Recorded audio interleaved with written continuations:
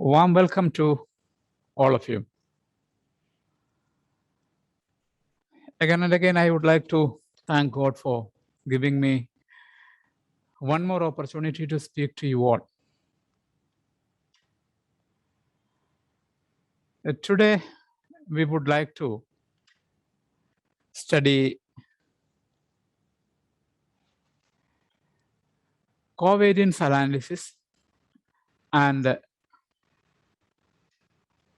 multivariate analysis of variance. Before going into the details of both these, I would like to share my happiness with you, especially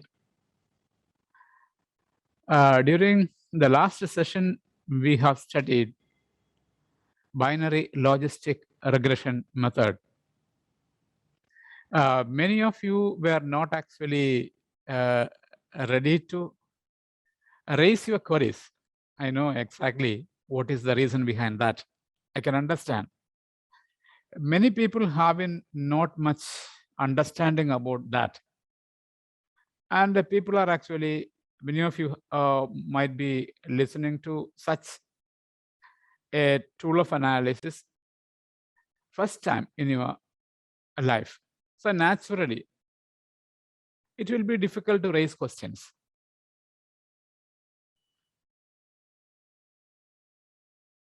More questions can be raised from areas where you people are actually familiar.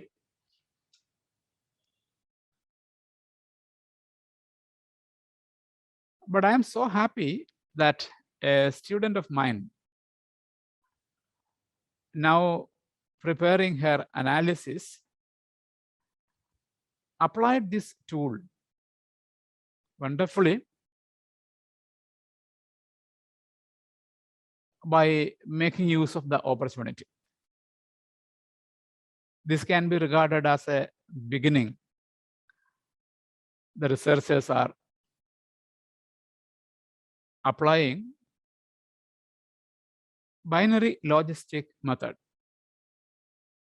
So I would like to show what she has actually done.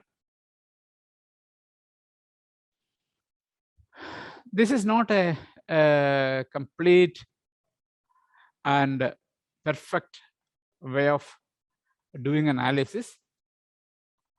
Even then, my idea is to share my experience of my experience with my student in using binary logistic regression.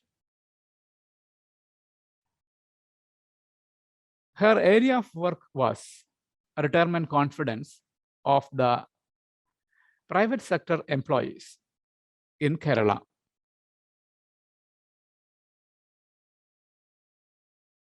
And for studying about the retirement confidence or in line with retirement confidence, we have identified some important factors that may have influence over the retirement confidence. From the theoretical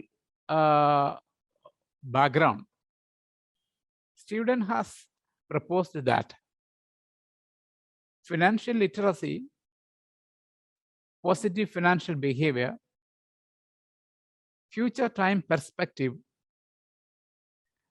financial risk tolerance, then anticipation and planning for retirement, that is, we call it as goal clarity.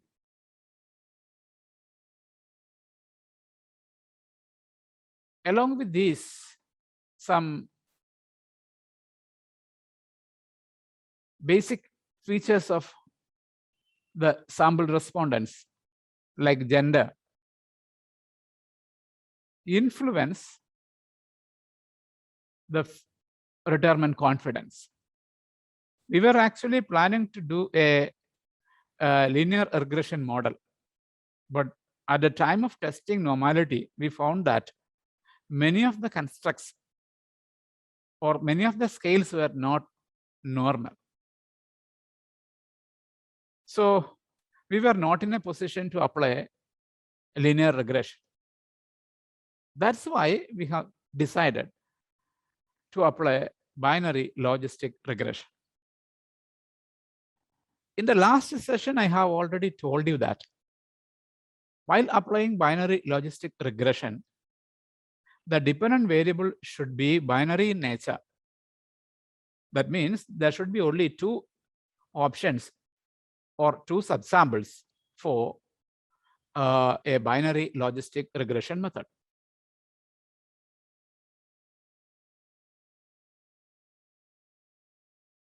But we haven't made a provision for that in the questionnaire.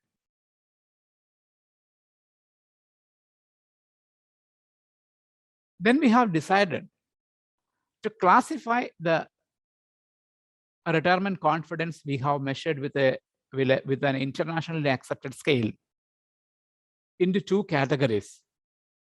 That is low confidence and high confidence. That too with a statistical support. Values or the scores up to the median. Median was calculated to be 2. Values up to 2 are actually classified into low level retirement confidence. Values above the median value are considered as high retirement confidence. This is a kind of experiment. You being researchers can do it. There is a theoretical as well as statistical justification for that. That means such a question may not be there in the instrument itself. We can create a new variable with the help of the existing scale data. Median is taken as the basis. Scores below median are considered as low confidence, and scores above median are considered as high confidence. And then we have proceeded. So high confidence and low confidence, we call them as level of confidence. Level of retirement confidence. That was actually the dependent variable. Independent variables included financial literacy of the sample respondents, positive financial behavior of the sample respondents. Actually, this positive financial behavior itself is a group of different types of behaviors like planning and budgeting, then saving and investment, expenditure control, credit, and so on. All of them put together became positive financial behavior. Even though we are calling it as positive financial behavior, this may not be positive always. That means if you have a scale or 5-point scale, any number beyond or above the median or the mean can be considered as positive. That is good behavior. And any number below the mean value can be considered as poor financial behavior. So in the same scale itself, we have provision for positive as well as a poor negative financial behavior, but we call it as, the scale is named as positive financial behavior. Then workplace education, future time perspective. Future time perspective is actually an internationally accepted scale published by many popular authors in the field of financial behavior. Then financial risk tolerance. For that also, we have a very good, well-accepted scale. And these are taken as the independent variables. Binary logistic regression method, actually, this is a very big table because so many variables are there. We are familiar with this classification table. The first table is actually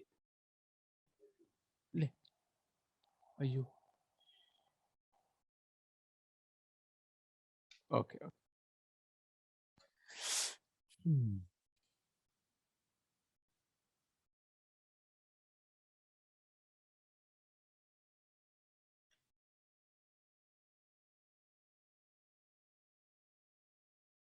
Okay. Coming to this again, I have started showing the first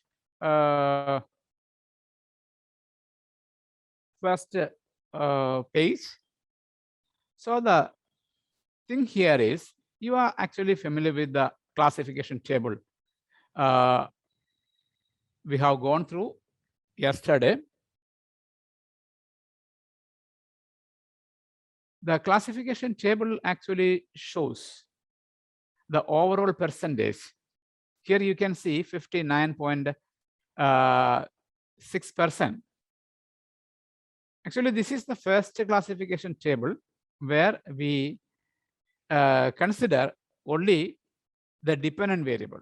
Now, independent variable is taken into account. How far the dependent variable alone can predict accurately, that is the first part of the analysis. This shows that 59% or 59.6% can be explained by this dependent variable alone. And we have world statistics. It is 9.495. I have already told you. World statistics is the statistics used for, or the statistical tool used for evaluating the significance of the test. The significance value is less than 0.05. So it indicates that we can move forward. We can move forward. Here you can see step number 1. That is, we are adding our independent variables along with the dependent variables. And you have to see the significance only.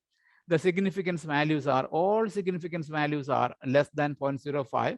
So it is also another indication for moving forward. Okay, moving forward. And here, the model summary of logistic regression is a very, very important table.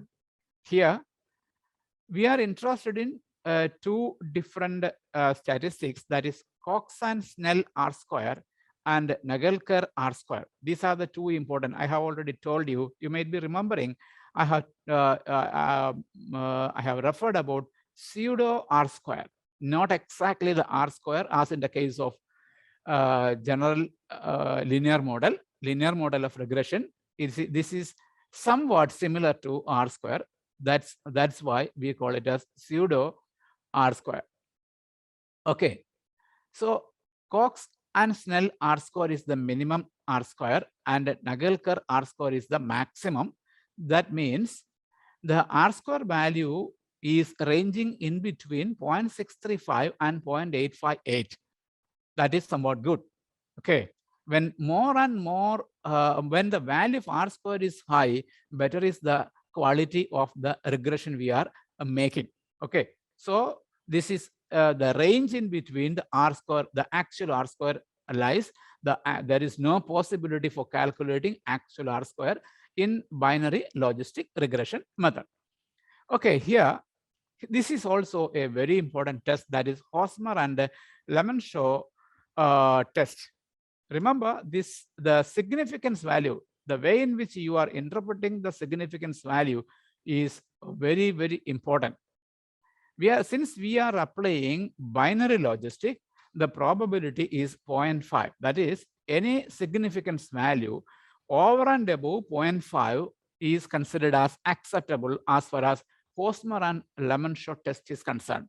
So the significance value here is 0.883. That indicates that this testing procedure is highly significant, or this model is highly significant. That means the level of retirement confidence actually depends on the independent variables like gender, nature of the organization, level of financial literacy of the sample respondents, positive financial behavior, impact of workplace education, future time perspective, and then financial risk tolerance and anticipation and planning for retirement. These are the independent variables. Some of them are actually scale variables.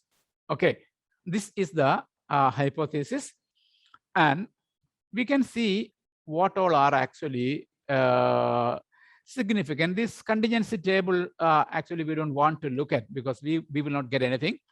We have to look at the classification table again. Okay, classification table. In classification table, there is a very important statistics, that is percentage correct. That is overall percentage here is 91.9%. At the beginning, we had an overall percentage when no independent variable is included. When there was only dependent variable, we had an overall percentage. Now the average percentage has increased to 91.9%. You know that it can go only up to 100%, and going up to 100% is not an imaginable thing.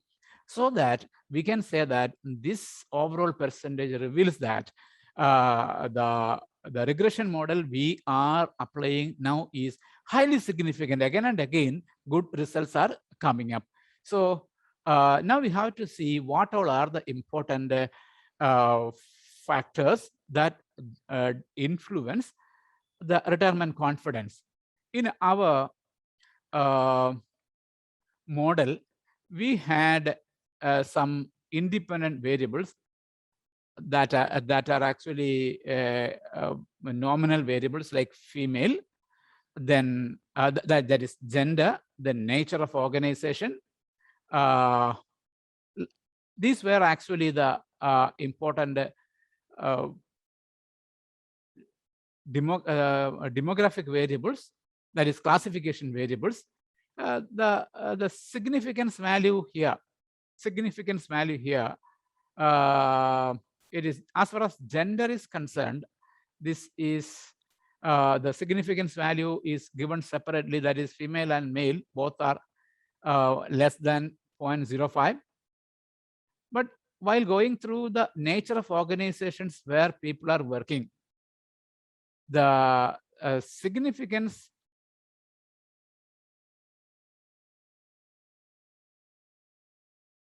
we don't want to worry about such values here. There is a mistake, I think, here in putting here. And you see the financial literacy. The value is 0.020. That is significant. Positive financial behavior. Oh, sorry. Here the significance value.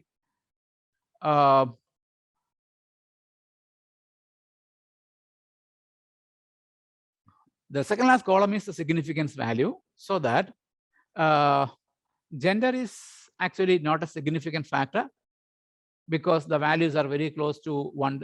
The total value for gender is 0.836. So that is greater than 0.05. So that is not at all a significant factor. You don't want to consider male, female, that is the separate significance values. So as far as nature of organization is concerned, the value is 0.749. That is also greater than 0.05. That is also not significant. That means gender and the nature of organization where people are working, these two are not significant. Coming to financial literacy, the significance value is found to be 0.888. That is also more than 0.05. So it is also not significant. Means financial literacy is not an important factor influencing the retirement confidence, but positive financial behavior is a very important factor. Positive financial behavior is a very important factor because the significance value is 0.001. When impact of workplace education, that is also not significant, the significance value is 0.589. Then future time perspective, financial risk tolerance, anticipation, and planning for retirement, these are all highly significant. So the significant factors, or the factors that that has significant impact on the level of retirement confidence include positive financial behavior, then future time perspective, financial risk tolerance, and anticipation and planning for retirement. Actually, these were the factors which we estimated or we imagined important independent factors influencing the retirement confidence, which we thought may be able to prove with the help of a linear regression. But accidentally, due to normality problems, we were not able to apply a linear regression. But we have applied the same thing by making a slight change in the dependent variable, that is classifying the dependent variable into two different categories, that is low level confidence and high level confidence, with the help of the scale data, and at the same time with an accepted statistical methodology. Okay, so these are the ways by which the researchers are able to show your confidence, your understanding, and your brevity to apply your test. Even if one methodology cannot be worked at a particular point of time, you will get another methodology or another tool if you have proper understanding about it. Okay, I was presenting this before you because a live case is available. Last day we have actually shown this binary logistic regression method with the help of a hand-cooked data or made data. But here I'm showing an original data. Okay, so we are moving on to today's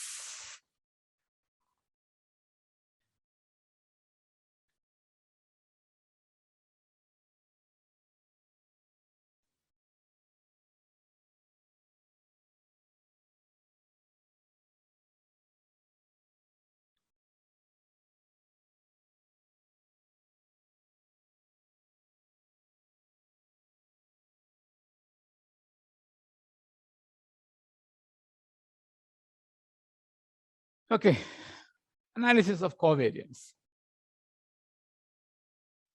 My dear friends, I would like to tell you something.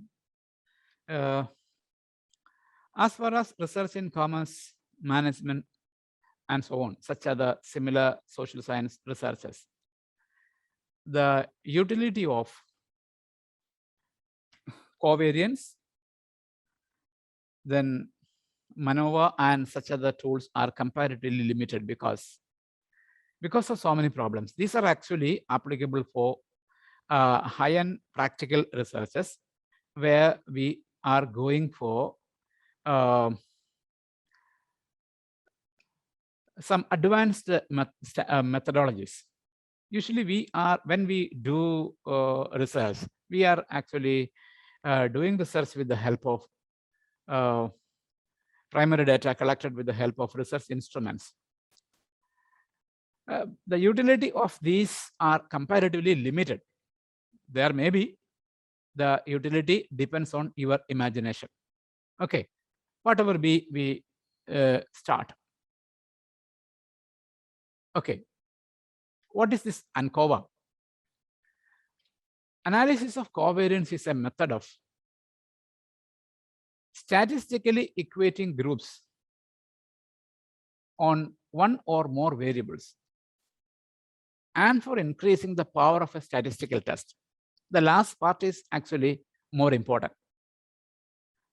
If you want to improve the power of a statistical test you have done,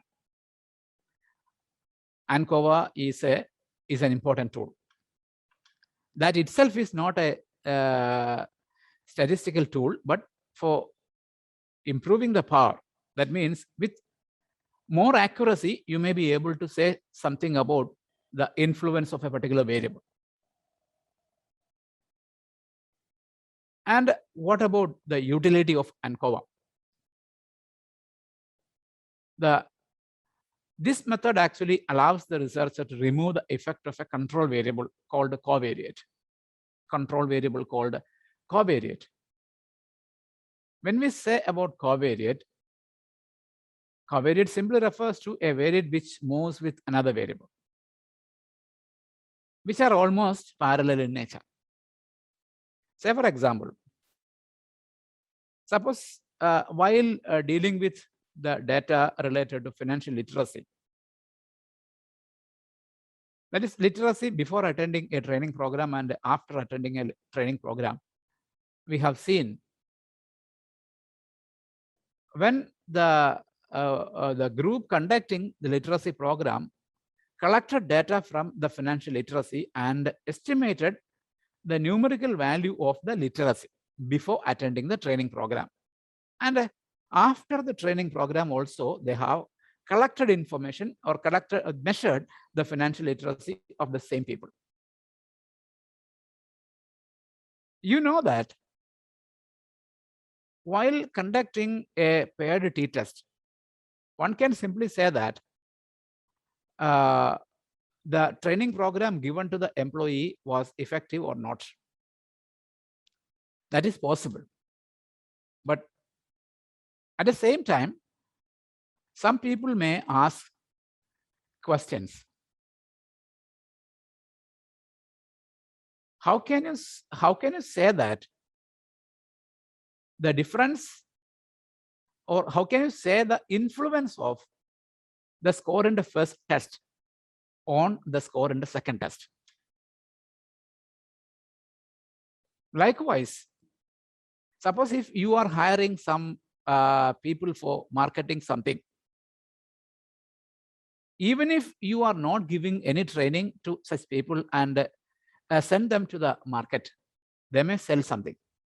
It is because of the basic qualities of the people. Suppose after some time, if you give some training,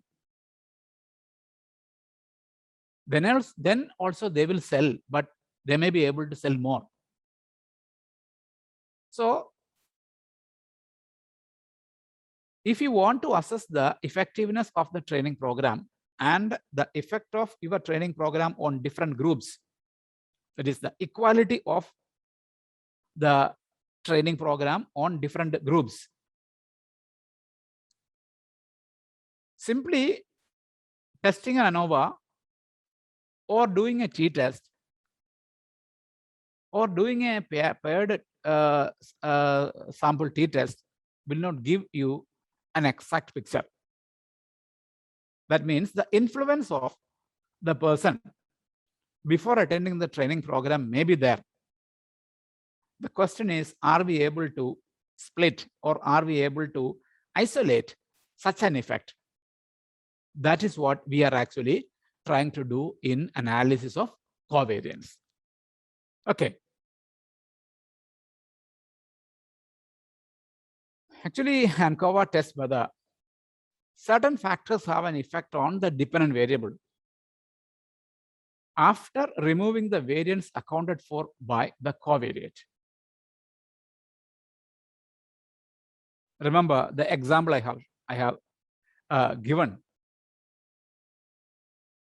the training given. Suppose if there are 4 different varieties of training to 4 different groups, then the thing becomes complicated. So the original performance of the employees before attending the training program, that is considered as a covariate. The effect of that is, if the effect of that can be removed, then the results obtained will be more reliable. That's what actually ANCOVA deals with. Some assumptions are there.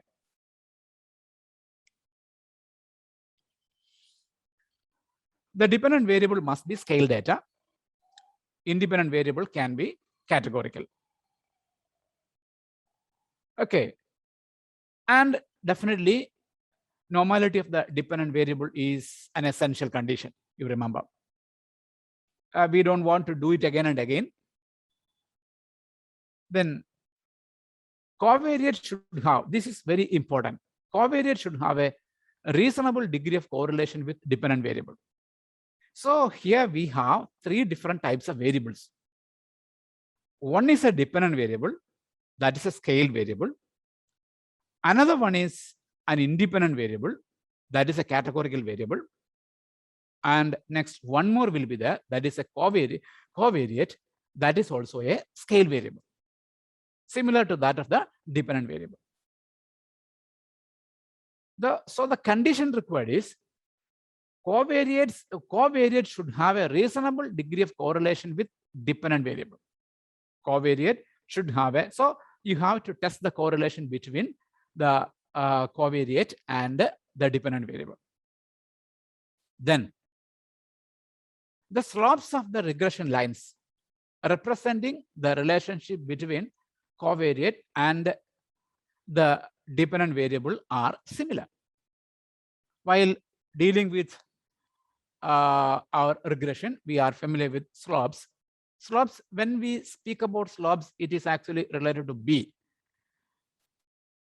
That is y hat is equal to A plus B1x1 plus B2x2 and so on. So that B or the ratio or the proportion of influence of each independent variable on the dependent variable is considered as slope. That is a variance. It is actually represented by variance also. So slopes of the regression lines representing the relationship between covariate and dependent variate should be similar or same. That is uniform, a variance should be there. That is what this assumption requires. So the assumptions, these are important. The dependent variable must be scale data. Independent variable is categorical. Normality is an essential condition. Then covariate should be reasonable, should have reasonable degree of correlation with the dependent variable, and slopes of the regression lines should be similar. Okay. So we are moving on to an example. The background of the example is this. You simply read this. Background of our example. A marketing company has 4 different area managers with the responsibility of marketing and training of marketing executives. The area managers have the freedom to design their own strategies. The company has recruited 28 marketing executives. And before giving any training, they were actually sent to the field for marketing the products in their own way. After a few days, they were divided into 4 groups, and respective area managers gave training for marketing. 28 were divided into 4 equal groups, so 7 each in a group. Data representing the performance of the 4 different groups before and after the new training are available with us. That is, before attending the training program, they have marketed something, their performance is recorded. After attending the program training, they have marketed and their scores are available. That is actually entered in SPSS. I would like to show the data.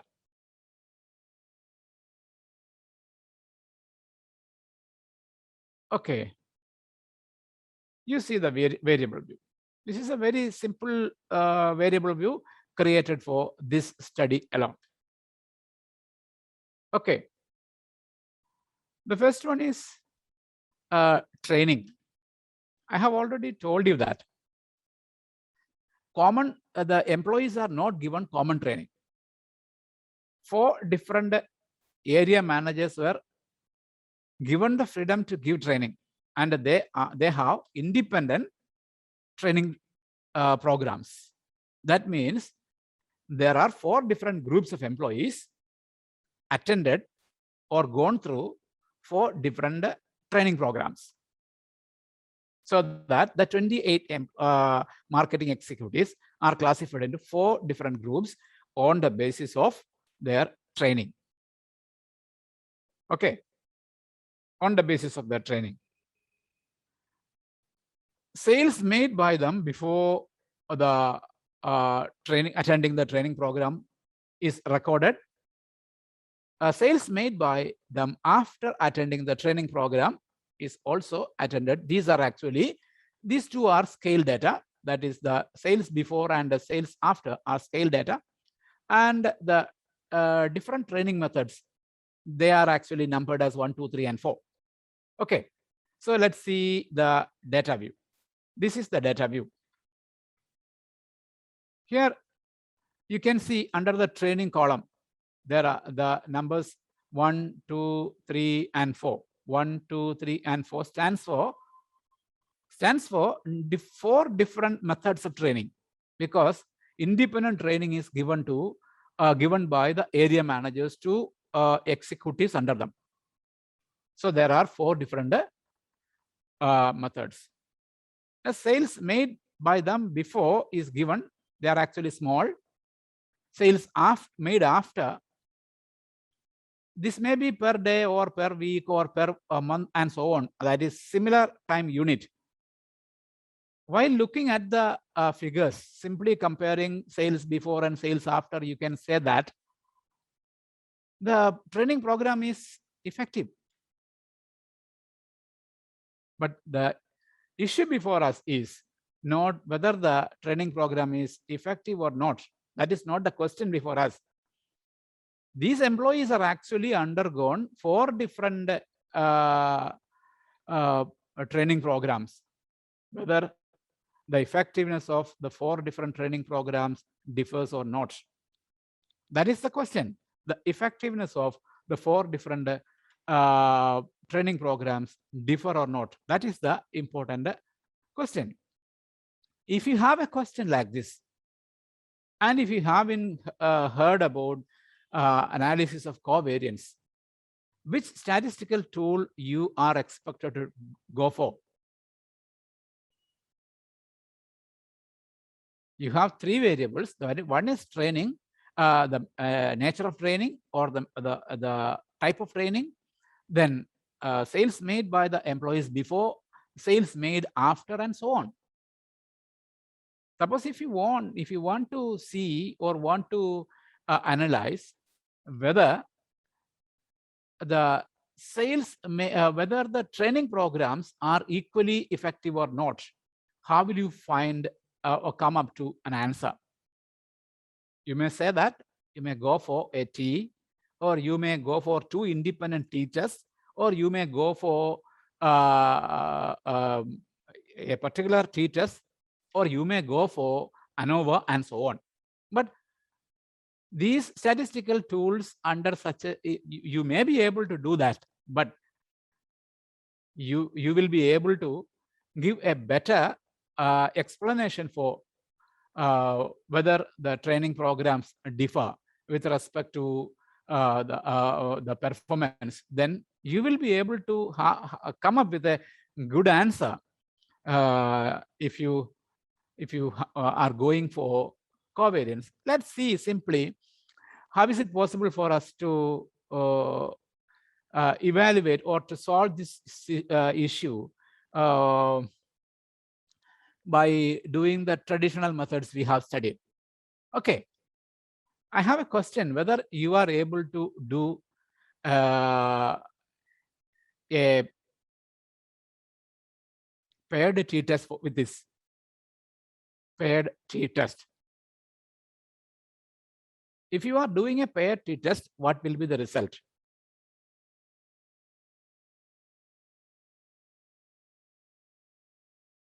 Think about it. You have to think in detail. If we are actually doing a paired t-test, what will we get? See, if you are going for a paired t-test, compared mean, paired sample t-test,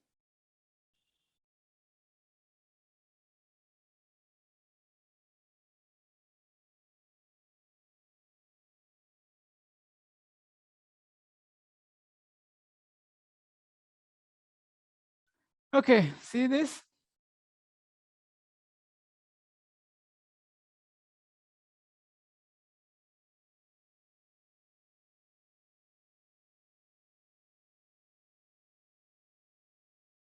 Suppose if you give, okay. You can see the correlation is significant here. Here also correlation is significant, but the question is what you have found.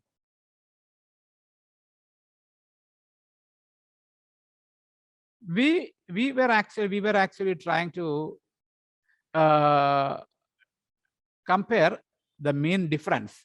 That is the difference between sales before and after. And we have tested the mean of the differences. Mean of the differences. It is here the significance values very clearly shows that there is significant difference in the sales. There is significant difference in the sales after the training. But our issue was somewhat different. Our issue, what we were actually trying, 4 different training methods were there. 4 different training methods were there.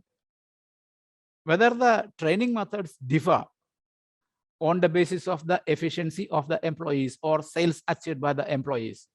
So this tool is not applicable. Okay, so again, we are going for another tool we have studied.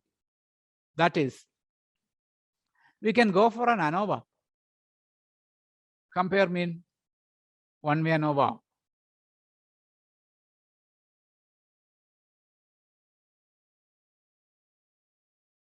Okay, take these two.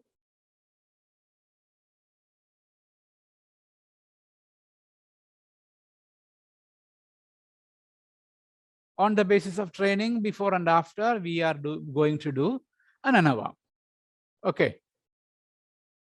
So again, we have, see this, ANOVA says, look at the result of the ANOVA. Look at the result of the ANOVA. ANOVA says significance value of ANOVA is 0.460. Then sales after training significance value is 0.309, and before it was 0.460. That means between groups, there is no significant difference. Between groups, what are the groups? 4 different groups are there. Between groups, there is no significant difference before and after. So, but while looking at the figures, we had a feeling that there is a significant difference, there is significant improvement, but between the groups, there is no significant difference. So that means this ANOVA is not a suitable method for arriving at or to solve our problem. Our problem is whether the training program is effective or equally effective over different groups. So again, so we are moving on with ANCOVA. Go to analyze.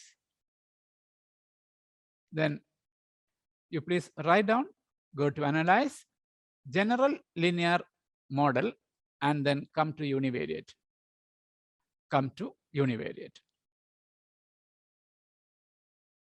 Okay, we have 3 different variables. One is training method, sales before training, sales after training. Okay. Sales after training is the dependent variable here. Sales after training is the dependent variable. Sales before training is taken as covariate. And training is taken as fixed factor. Okay. Why we are putting training before training as a the sales before training as a covariate? It is because we are trying to study the role of the performance of employees before training on the sales made by them after the training. If there is some role, that must be taken back. So such a variable is taken as covariate. Okay. So first of all, we have to move to model, put it as custom. Okay, we have two variables here, that is training, then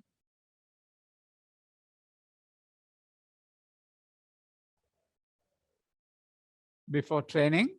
You may feel that one variable is not here. Which one? After training. That's a dependent variable. So that will not be available here. So both of them are taken to the model box. One more thing is required. You have to select both training and before training and put it into the model. Simply press control column and click both. Then you can take it to the model column. Okay, this is actually, we are actually trying to link the interaction between before training and training. Interaction between. Okay, continue. Okay. So give OK.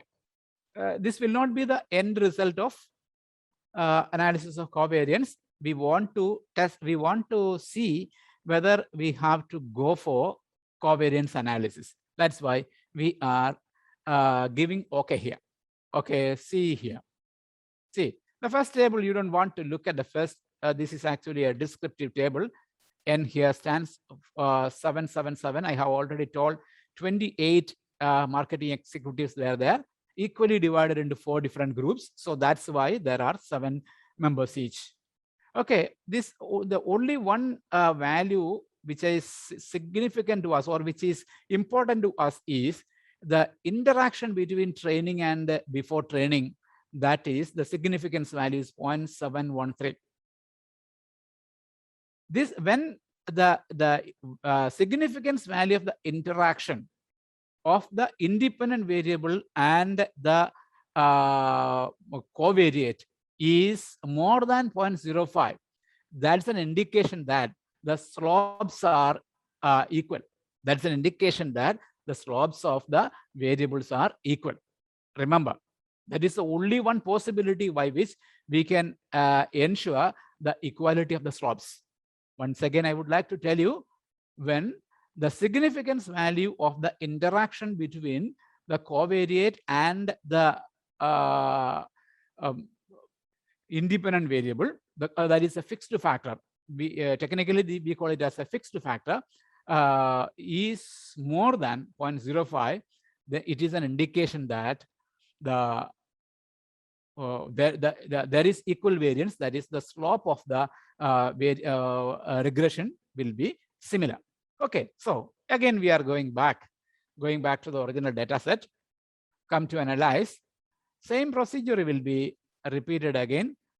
We want to reset it. Okay, simply training is dependent variable. Then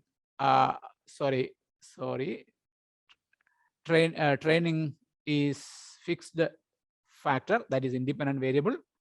Before training is the covariate, and after training is the dependent variable. Okay, so come to options. Okay, overall should be brought to display means, training also to display means. Compare the main effects, that should be clicked. So this is the LSD. You may be remembering exactly the LSD name LSD. This represents a post hoc analysis. There are some other methods also, but while doing this covariance analysis, LSD is considered to be the most suitable one. So ensure that LSD remains here. Then we need descriptive statistics, then homogeneity test, then absurd power. Okay, these are the minimum requirements. So how many options are there? While sitting in your home, you can test with different options. So you can see what are the changes and try to understand what is it. So these are the minimum things we actually required. So moving, continue. Again, give. Okay. See.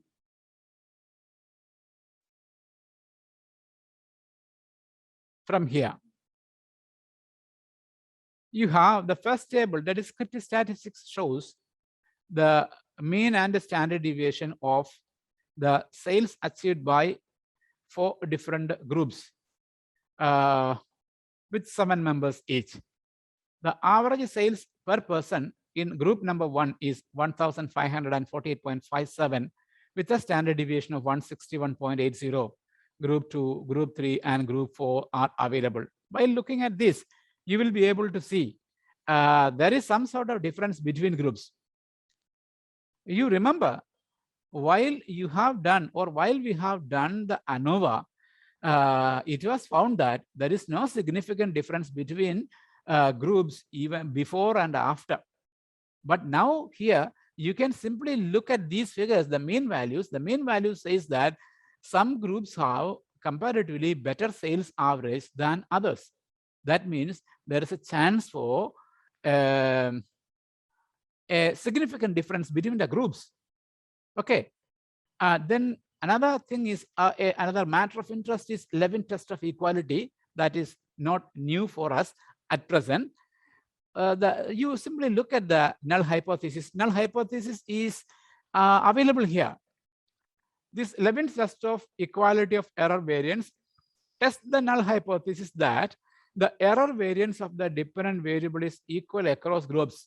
Equal across groups. Actually, error variance are equal. That is the null hypothesis. We actually need it. We need such a condition. Error variance should be equal across different groups. We have 4 different groups, and the error variance should not have significant difference. So look at the significance value. Significance value is 0.229. Significance value 2.229, and the null hypothesis is error variance of the dependent variance is equal across groups. That means we are not able to reject the null hypothesis because the significance value is above 0.05. We are not able to reject. We can't reject the null hypothesis. That means the error variance across groups is same or equal. That means we are able to satisfy a very important condition. We are able to satisfy a very important condition. That is, this is considered to be the fundamental condition to be satisfied. Okay. Then you see the test between subject effects. Test between subject effects. See the significance values here? All the significant values are actually less than 0.05. Less than 0.05. And you can also see this observed power.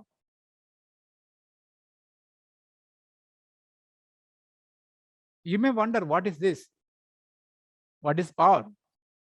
Power actually speaks about the adequacy of the sample for doing this particular test. And you always remember, the power should be at least 0.8.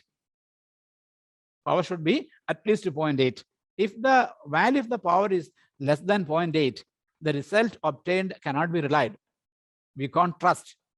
That means sample is not adequate.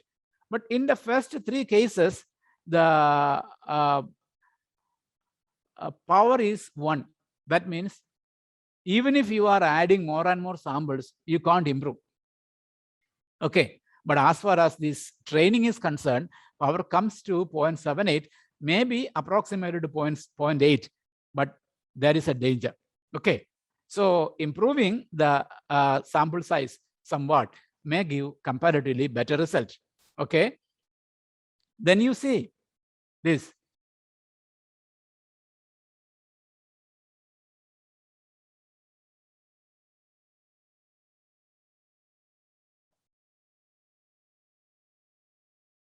Here we are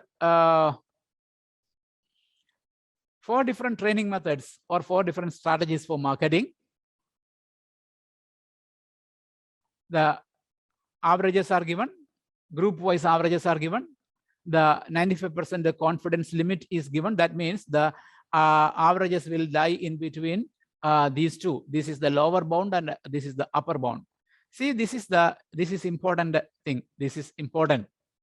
See, we are comparing, we are making a pairwise comparison for we have clicked LSD for this purpose. Okay, group 1 is compared with group 2 and the difference is found to be significant. Between group 1 and group 2, the difference is significant. But between group 1 and group 3, the difference is not significant because significance value is 0.202, which is greater than 0.05. Between group 1 and group 4 also, significant value is greater than 0.05. Okay, look at the difference between group 2 with others. Group 2 and group 1, you don't want to compare it because we have already compared here. The position only is changed. Whatever be the thing, the sign will change. Nothing else can change. So you don't want to compare it again. 2 and 3 is not significant. Difference is not significant, but 2 and 4, the difference is significant. 0.013. While doing an ordinary ANOVA, we failed to find a significant difference between at least one pair of groups. But here you can see so many pairs differ. That is the advantage of this particular test. Okay, then group 3 and others, all others do not differ. Then group 4 and group 2, that is already available here, 013. Okay, so there are differences. In some cases, there are differences. Group 1 and 2 differ. Then group 2 and 4 differ. Then group 3, okay, that's all. 2 groups actually differ. Here, this is the univariate test. This shows that significance value here is 0.018. 0.018. So this is significant. That is the covariance effect is actually significant. But you remember the observed power is only 0.780. Observed power is only 0.780. We need a minimum of 0.8. That means this indicates the lack of sample. Okay, that's all about the analysis of covariance. You remember why under certain circumstances only we will be able to apply analysis of covariance. But in case of our academic research, we are actually not dealing with such situations. In experimental designing, the method, the researchers using experimental designing needs this kind of analysis. This analysis will be highly useful under such circumstances. But using the research instruments, it will be very, very difficult for people to identify situations which can be applied the analysis of covariance. That's the thing. Okay. Everywhere the applications of regression comes here. Okay. So now we are actually again going for another important method of analysis, that is MANOVA, multivariate analysis of variance. Okay, multivariate analysis of variance. So again, going for a data set, another data set.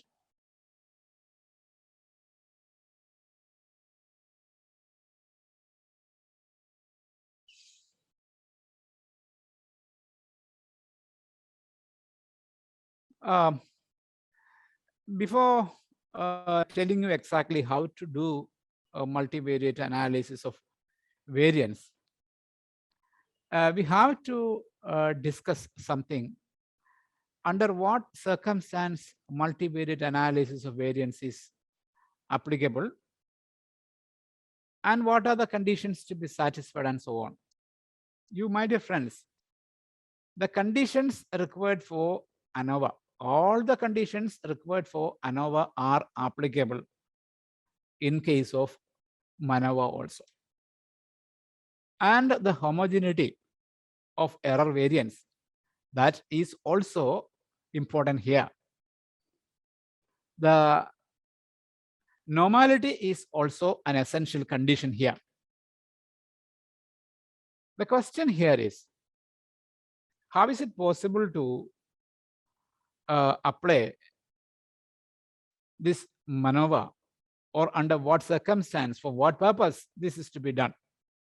Say, my dear friends, if you have 5 different scales in your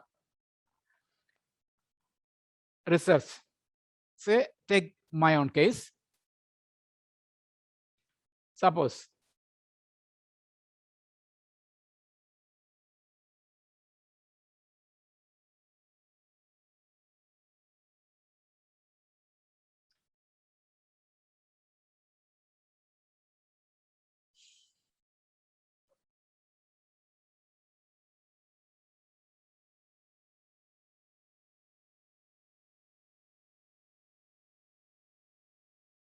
for assessing relationship strength of customers, I have already told you there were 5 different components. They are mutual trust, emotional bonding, communication, common values, and empathetic behavior. These are the independent variables.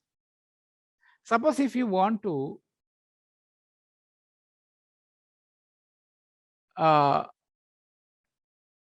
see whether how far all these variables, all these variables or scales differ on the basis of your demographic classification variables, you have to run a lot of ANOVA. Independent analysis of variance are to be done. Say if there are 5 different variables here, if you want to see age-wise difference, at least 5 ANOVA are to be done. Then again, if you want to see the difference in all these components on the basis of income of customers, then also we have to run another 5.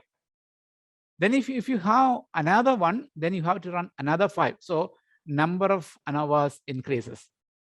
When we do independent ANOVA, there are some problems.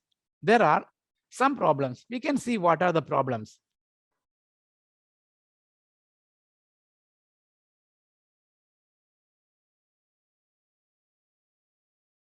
Okay.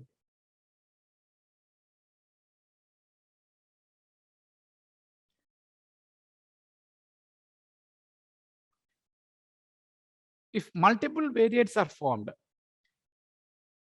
they may provide dimensions of differences that can distinguish among groups better than single variables. And you remember, if there are a less number of dependent variables, less number of dependent variables, say up to 5, 4 or 5, if there are 4 or 5 independent variables, the statistical power of MANOVA will be better than that of an independent, that of a series of independent ANOVA. I have already told you. Say there are 5 components, and if you want to test on the basis of age, you need 5 ANOVA. If you want to test on the basis of income, you need another 5 ANOVA, and so on. So if you are running a MANOVA, the 5 MANOVA, 5 ANOVA, instead of 5 ANOVA, you can do a single ANOVA, MANOVA. single MANOVA, and the power of MANOVA will be better than that of the independent ANOVA. Okay, that is the important advantage. So while applying multivariate analysis of variance, you have to see the observations must be independent, that is with respect to the collection of sample. Variance covariance matrices should be equal, that I have already told. The set of dependent variables must follow multivariate normal distribution. Okay, all these are actually discussed. So let's see how to do. I have already put all 5 dependent variables. Then fixed factors. Suppose I want to test the differences, mean differences of these 5 components on the basis of the annual income and length of relationship of the employees. Annual income and length of relationship. Okay.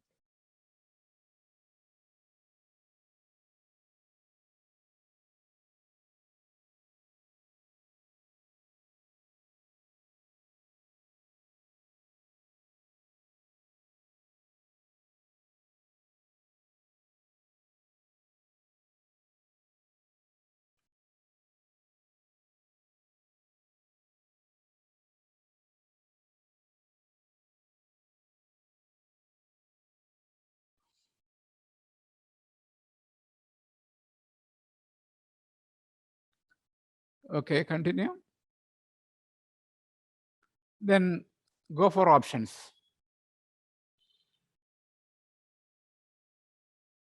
What all mean actually you need?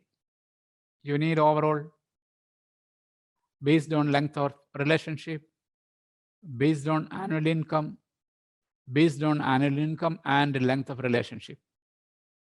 If you want a descriptive statistics, that also can be put, then you put power also. Okay, so many options are there used under different circumstances. So continue.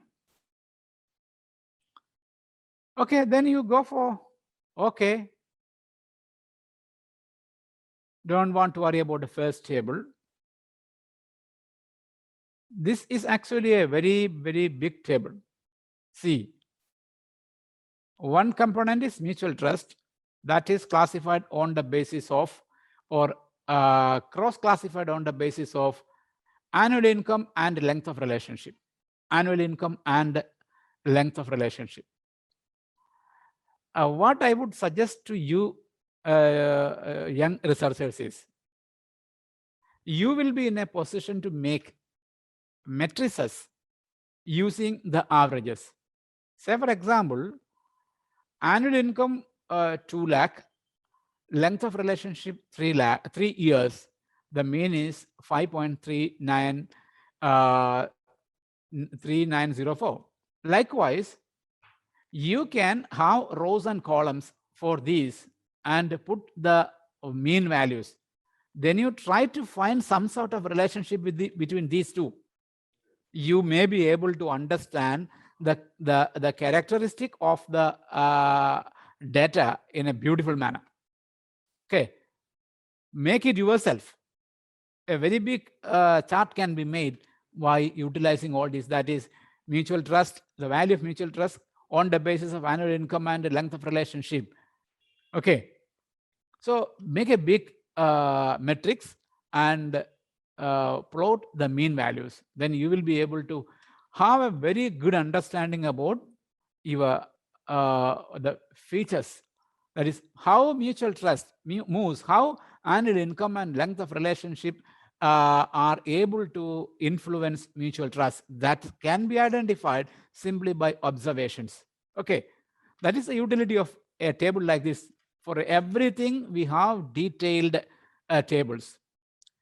While looking at this, you remember this, the table as such is not expected to be presented in a paper or presented in a thesis. You can make your own table by utilizing the details here. That is the only utility here. Okay. Getting information like this is highly useful for inferences about the sample. So see here.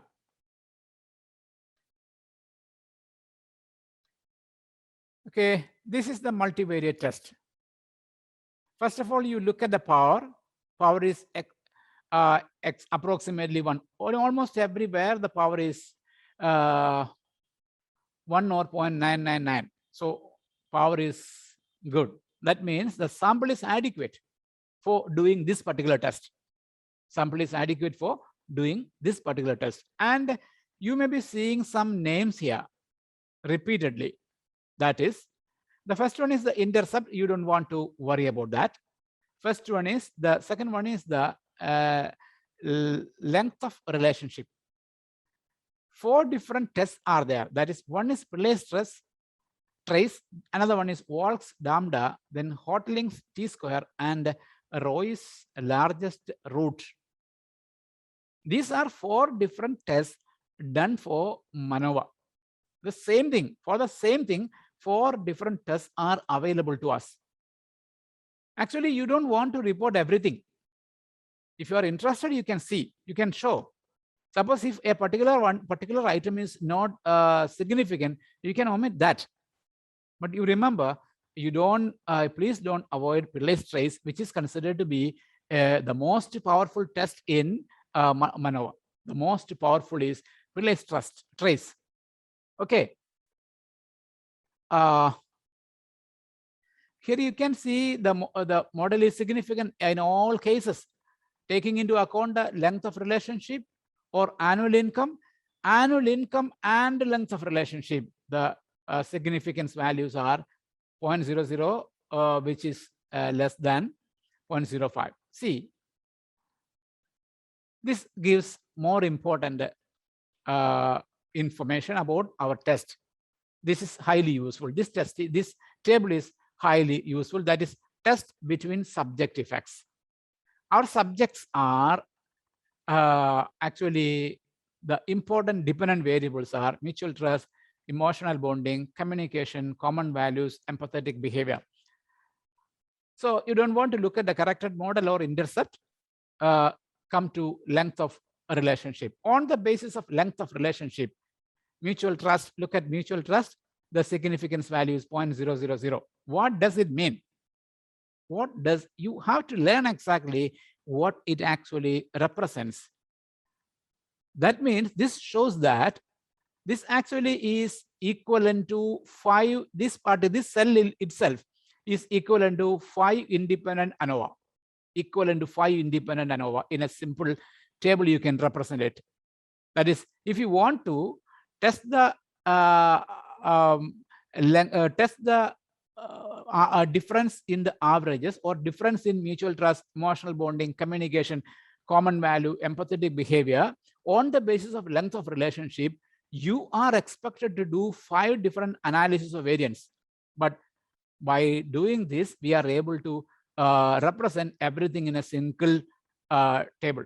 So see this, all the components are highly significant on the basis of length of relationship. That means length of relationship is a significant factor influencing all the 5 components of customer relationship strength.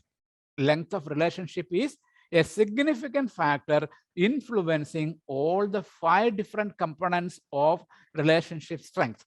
The components of relationship strength are mutual trust, emotional bonding, communication, common values, and empathetic behavior.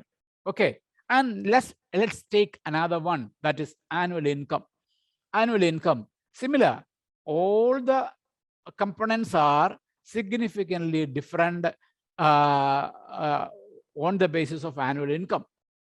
So this is when you take these 2, that is length of relationship and annual income. Actually, we are replacing a single test with 10 independent ANOVA. 10 independent ANOVA are combined together here. by looking at these two row. Okay, here income of the customer is also a significant factor influencing all the components of customer relationship strength. That is what we find. With clarity, we can say. Then look at annual income and length of relationship together. When both the independent variables are put together, what is the impact? What is the impact? All are significant. That means mutual trust, emotional bonding, communication, common values, empathetic behavior, all these are having a significant impact. These are being significantly influenced by length of relationship alone, then annual income of the customer alone, and then due to the combined effect of both these are actually influenced. Then you, my dear listeners, think about what we are actually understanding, what inference we can give. These are actually beautiful inferences can be made out of these findings. This shows that length of relationship, that means how far customers are with a particular banker or with a particular service provider, that is significantly influencing their perceptions regarding relationship strength. The income of the people, the level of income of the people is also influencing their perceptions regarding relationship strength. And these two put together, both of them together is also working. That is also important. Okay, that's what we actually find here. So this MANOVA is actually a beautiful tool for improving the accuracy that can be used by you in your research. If you have a lot of scales and you want to represent, you want to do the mean differences, or you want to take the differences between subsamples, a wonderful tool you can apply, but you have to learn exactly how to represent it. So the table as such need not be presented. The table as such, if you are planning to present the table as such, people will not understand exactly what it is. So you want to present only those things which are actually required. Okay, here this is important. That is length of relationship, annual income. This part is important, but you have to think what all methods are to be shown. If a result like this is available in your research, definitely you can show, because showing zeros in place of significance is a matter of happiness for the researcher. Okay, that is what I want to say. Here again, more and more details are available. I don't want to explain again and again. So many details are there. With the help of these data, if you are able to make up matrices, then you will be able to predict the behavior of the customers. So now we have applied 5 independent variables and 1 independent variable. 5 dependent variables and 1 independent variables. So let's see what will happen if we add 1 more independent variable. Okay, 1 more independent variable. Okay, we have added 2. So sorry, we have already added 2 independent. That's enough. When we are adding more and more, that may create some sort of troubles. Okay, that's all about the covariance and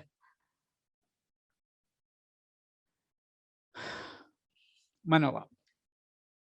Okay, now my dear friends, you have to you please think about how we will be able to identify some methodologies to incorporate some the scope for more highly advanced statistical tools. Okay, I feel that I have already finished what I was actually offered to you, but there is something actually is missing. Something is missing, especially I haven't told you exactly the most commonly applied statistical tool, that is chi-square, and so on. I haven't told you, and I haven't told you anything about how to make graph on SPSS and so on. So I would like to show you how chi-square is being applied. So analyze. Simply, there are non-parametric tools there. You don't want to go to non-parametric for the purpose of chi-square. You take descriptive statistics, then go to crosstabs. Crosstabs. Okay.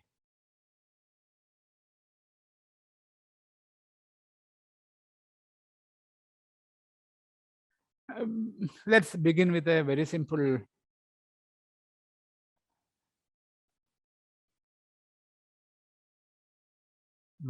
test. See, is there any association between length of relationship and type of bank? It's a very simple thing. Is there any association between length of relationship of customers with their banks and the type of banks? That means we have different types of banks. Whether there is any association between the longevity of a relationship and the type of bank with which customers are dealing. Okay, you go to statistics. You can see this chi-square. Okay, click it. You can see so many, all these are different statistics we don't want at present. That's why. Okay, continue.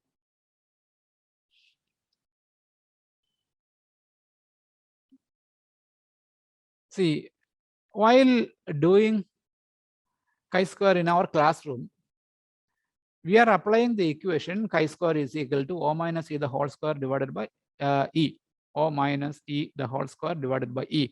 That is observed frequencies minus expected frequencies divided by expected frequencies.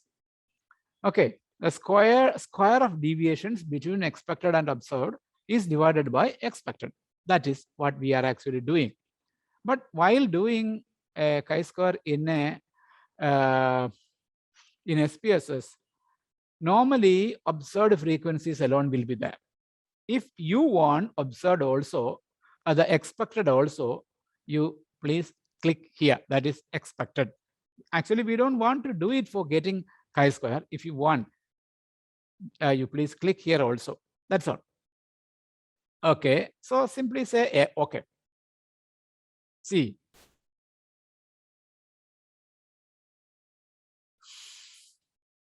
the banking companies are actually classified into 4 different categories: SBI, nationalized banks, old generation private sector banks, and new generation private sector banks in this present study. And the length of relationship is up to 3 years, 3 to 5 years, and 5 to 10 years, then more than 5 years. See, my dear friends, if we are, this is the classification we are actually making. That's why we call them as fixed factors. That is, we are putting only four classes, only 4 classes. But in reality, there may be so many different classes. Okay, so many different, the length of relationship may be of a large number of categories. We are bracketing them into 4. That's why we call them as fixed. On the other hand, if you are not at all putting into different 3 or 4, say for example, if you are not considering, instead of more than 10 years, you put it as 10 to 15. That means above 15 will not be there. above 15 will not be there. Okay. Suppose if you are not fixing such a, or you are not selecting some only out of a population, the factor is considered as a fixed factor. Otherwise, if you leave the selection on a random basis, that factor is known as random factor. Say, for example, let me explain. Suppose if you are doing a study on the on a particular aspect, say for example, the knowledge about or the awareness about the online sales platforms and so on. Suppose if you restrict the sample to people above 18 years, then people above 18 years is counted as a fixed factor. Or people from 18 to 50 are studied. That is the sample coming in that region is, or that bracket is considered as fixed factor. But on the other hand, if you leave the sample selection on a random basis, that means people from other areas also come, or other age groups also will come. That people above 50 category may come, people below 18 years may come. So if this is the case, that is a random effect. Okay, random factor. So leave it here. We have made a cross table based on length of relationship and the type of bank. You can see in our sample, we have 566 sample here. Out of 566, 205 are from SBI Group, 229 are from nationalized, 77 is from old generation private sector banks, and 55 from new generation private sector banks. Together, 566. And length of relationship at up to 3 years, there were 57 total, and out of that, 14 from SBI, 23 from nationalized banks, 6 from old generation, and 14 from new generation, and so on. This is the case. Okay. While looking at the more than 10 years, you can see only 4 people are from new generation banks. Only 4. 186 people are having length of relationship exceeding 10 years, but only 4 are from new generation banks. That means length of relationship of the customers, the proportion of length of relationship of customers of new generation banks is less. The proportion of customers with the maximum length of relationship or length of relationship exceeding 10 years is less in case of new generation banks. That is the kind of finding we get. So we gone for a chi-square, and you look at the first one, that is Pearson chi-square. Pearson chi-square is found to be 0.000. That means there is association between the length of relationship with banks and the type of bank with which customers are having accounts. There is association between the length of relationship of customers with their banks and the type of bank with which they are dealing. Okay, that is the kind of finding we have. Okay. Okay, let's see another.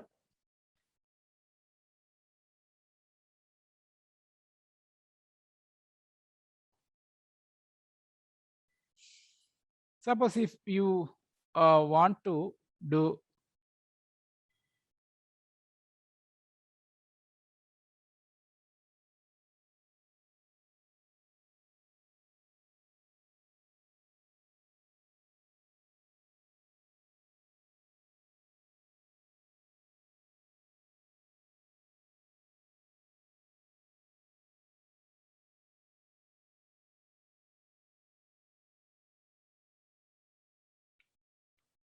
see, here you can see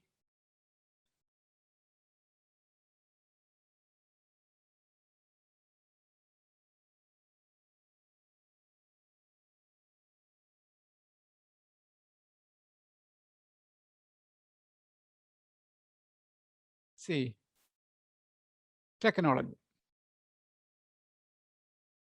This actually is a scale developed on the basis of the factor analysis. We are taking it into a row, and a column can be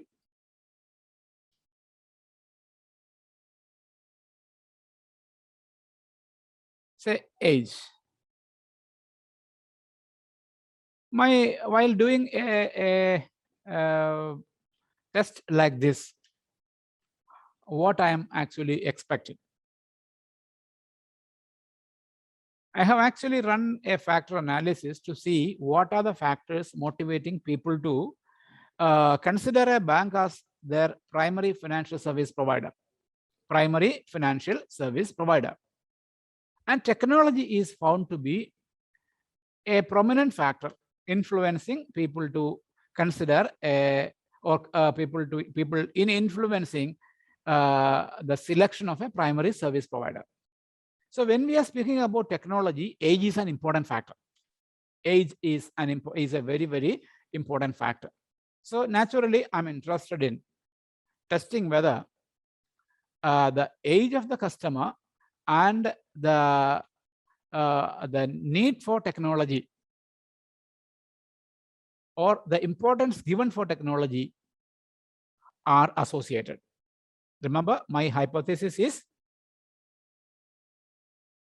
whether age of the customer or age of the customers is associated with the relative importance given by them for technology in the selection of a primary financial service provider. That is my research question, and I have made an alternative hypothesis.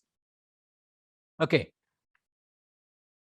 So see, sometimes there may be some sort of difficulties also. Possibilities are there because one is a scale data. There is no problem in doing chi-square with the help of scale data. But you remember, one should be a categorical variable. One variable should be a categorical variable. Okay. Give okay. See this.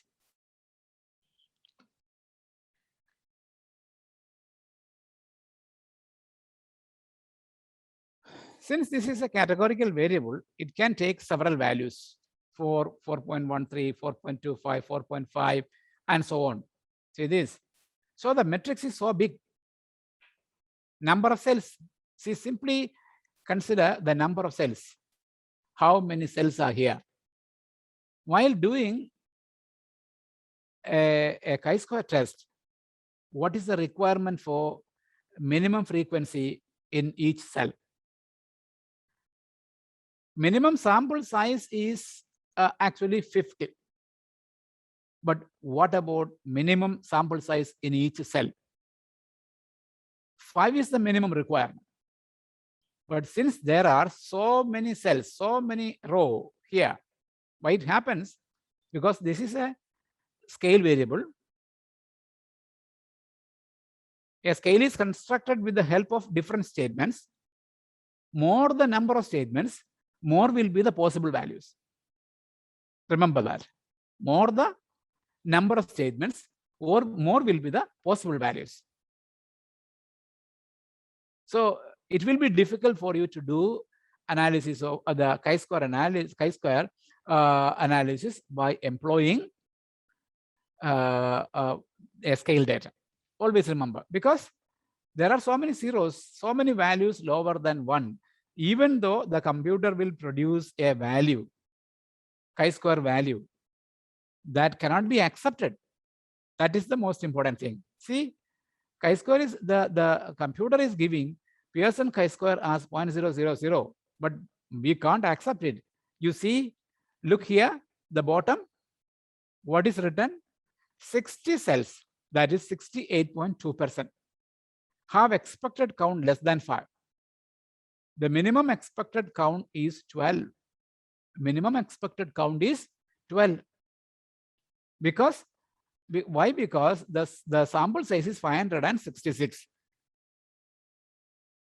We need at least 5 as per the theoretical, as per the theory of chi-square. Minimum expected cell is 5, but so many cells are having values lower than 5. Okay, that's why this, even though the significance value is available, it cannot be applied. There are some options before us. We can classify. We can classify this, the value of technology into different groups. That may be up to, the minimum value here is 4.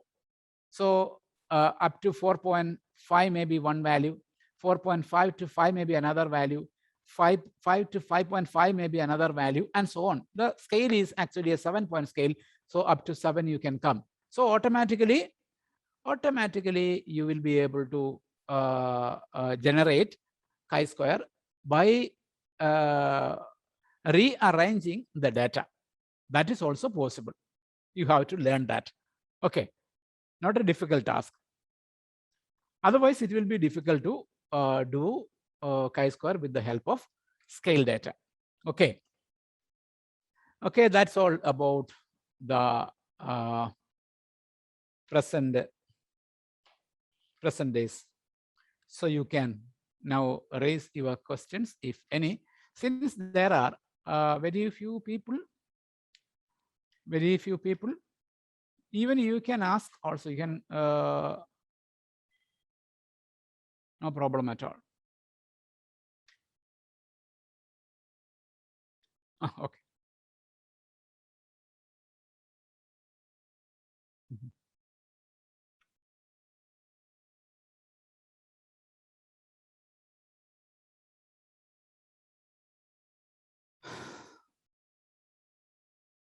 Okay, 2 questions are being asked here. Please explain the conditions for applying chi-square test.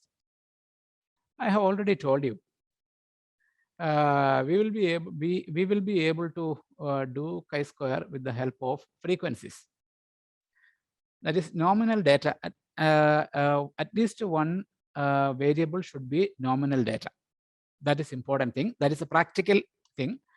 Another thing is regarding the number of samples. It is stated that adequate sample should be there. That is, sample size should not be too less. Textbooks actually shows that, almost all textbooks shows that minimum sample size is 50, and the sample size in each cell should not go below 5. But the thing is that the 50 sample size 50, that condition, with that condition, we may not be able to do chi-square always, because I have already shown you, if there are more number of cells, there are possibilities for cells with lower frequencies. When frequencies in the cells are less than 5, the chi-square cannot be applied. That's important. Okay. Another question is regarding random factor. Okay, I have already told something about random factor. Random factor is a very interesting and a very complicated thing. And we actually, we usually will not consider random factor because we always, while making a research instrument, especially with respect to the socio-demographic characteristics of of sample, we put some brackets or we limit someone. That is, the characteristics are actually being classified. But on the other hand, say for I have already told, suppose if we are limiting a particular, limiting our study to some age groups alone, leaving some others, then that age is considered as a fixed factor. That's an independent factor, and that is a fixed factor. That is fixed by the researcher himself. But on the other hand, if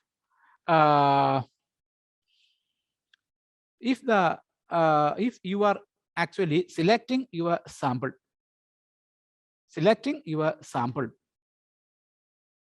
randomly, automatically wide varieties of the phenomenon under study, not only the gender, not only the age, whatever be the phenomena you are studying, everything will be there in your study, so that you will not be able to put a bracket for such a variable.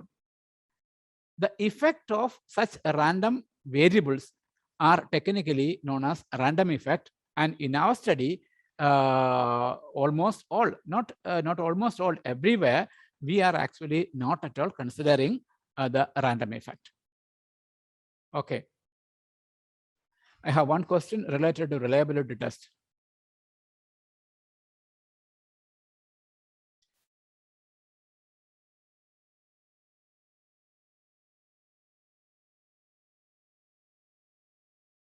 Okay.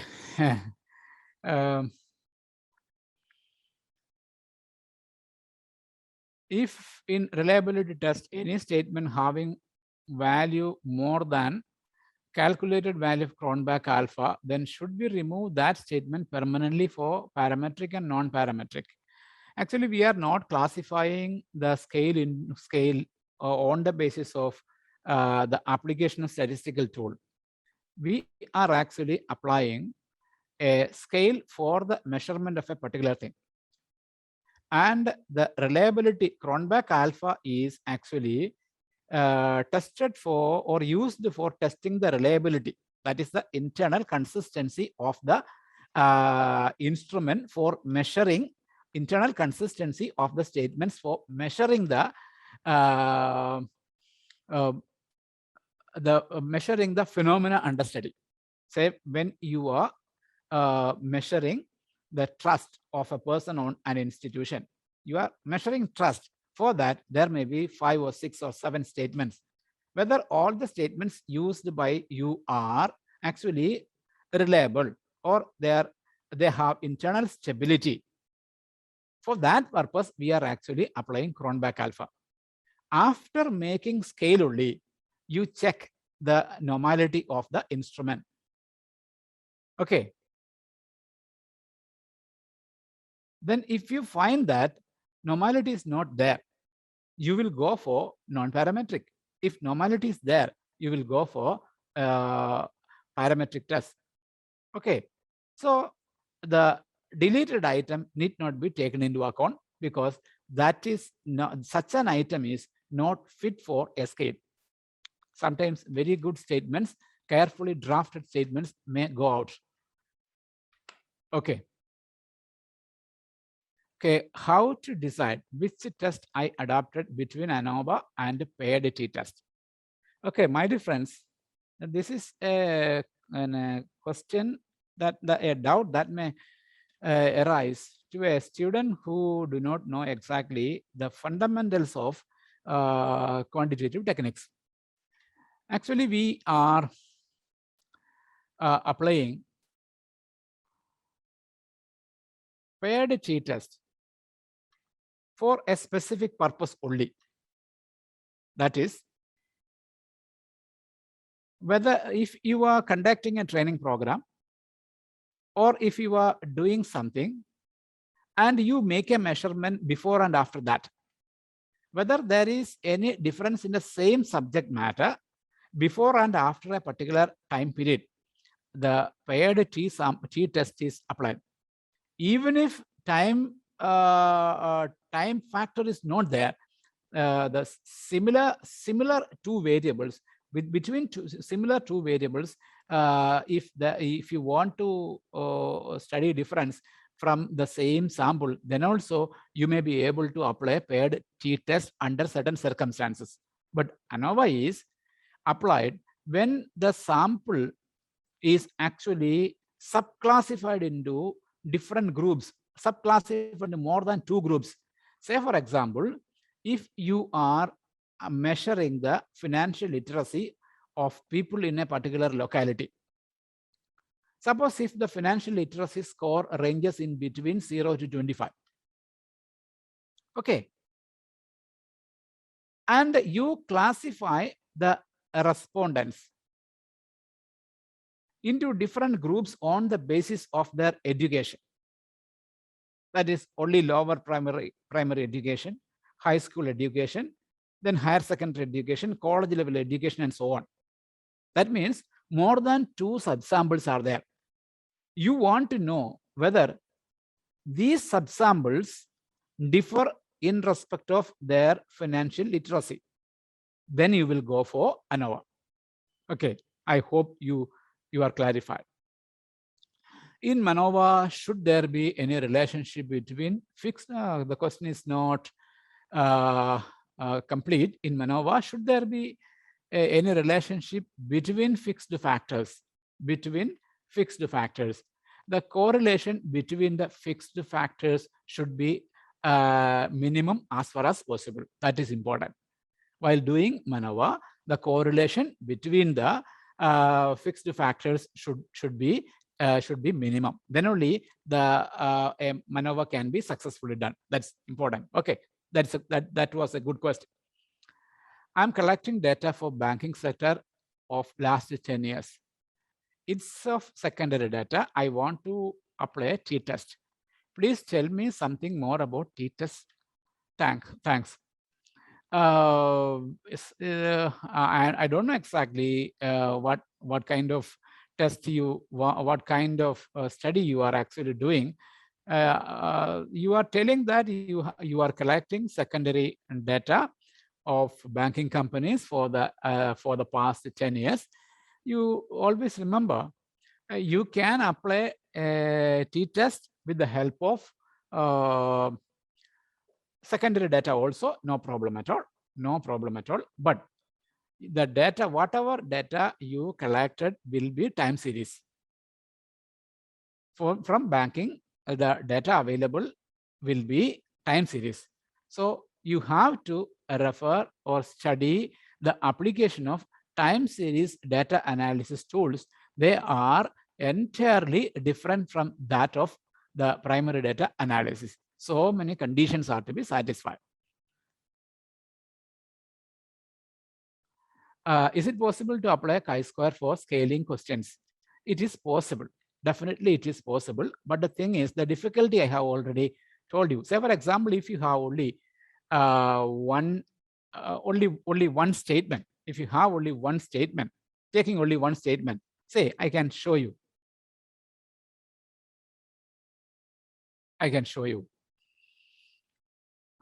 Analyze.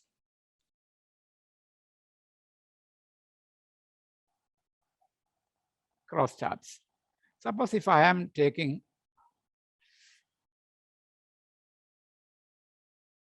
one statement,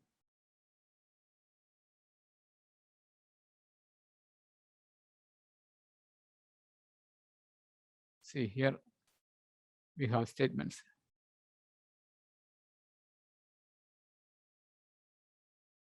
This is a statement.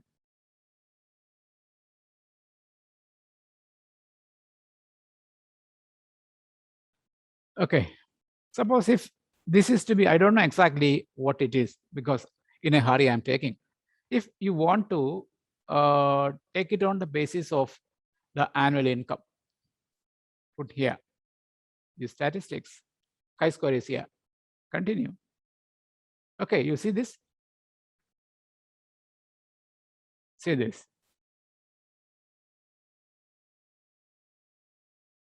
But you see, there are some zeros here. That is the only problem. Some 3 and 1 are also there.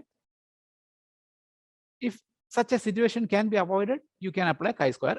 But the thing is that when you are applying a scaled data for the